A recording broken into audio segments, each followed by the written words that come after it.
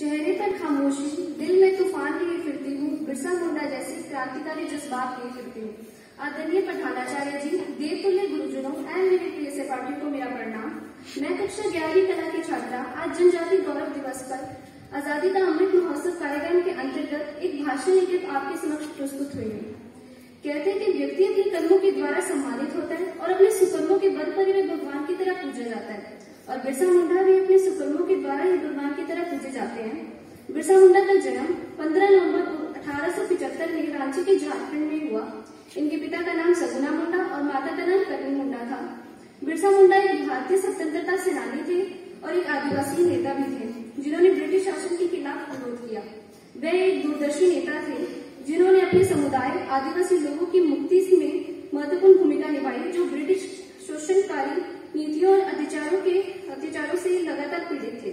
जनजातीय समाज को ध्यान में रखते हुए भारत सरकार के केंद्रीय मंत्रिमंडल ने प्रधानमंत्री मोदी की अध्यक्षता में 15 नवंबर को बिरसा मुंडा के जन्म दिवस पर आदिवासी स्वतंत्रता सेनानियों की स्मृति को समर्पित जनजाति गौरव दिवस के रूप में मनाने की स्वीकृति दी है, ताकि आने वाली पीढ़ियों में देश के ऐसे वीरों के बलिदानों के बारे में जान सके।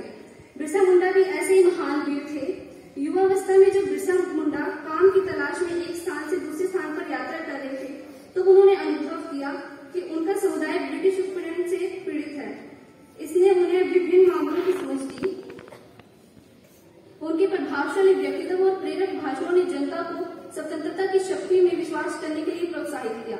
आदिवासियों के पूर्ण स्वामित्व अधिकारों की बहाली के उनके प्रयासों ने उनके नेतृत्व और दृष्टि को मिसाल दी। 1986 से 1990 तक बिरसा मुंडा का परिवार चाईबासा में रहता था, जो सरकार विरोधी गतिविधियों के प्रभाव में आया था।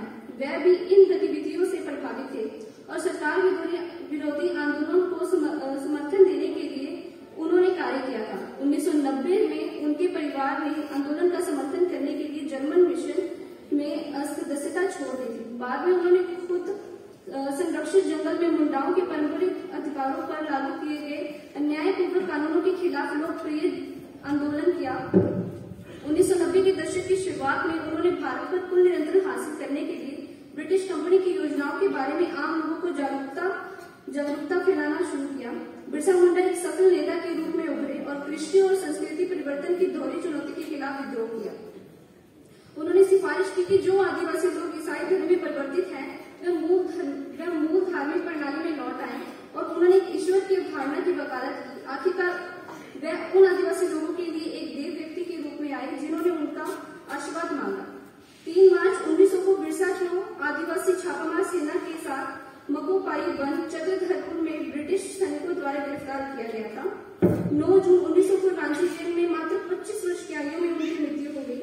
ब्रिटिश सरकार ने घोषणा की कि उनकी मृत्यु हैजा से हुई है, हालांकि सरकार ने बीमारी के कोई लक्षण नहीं बताए।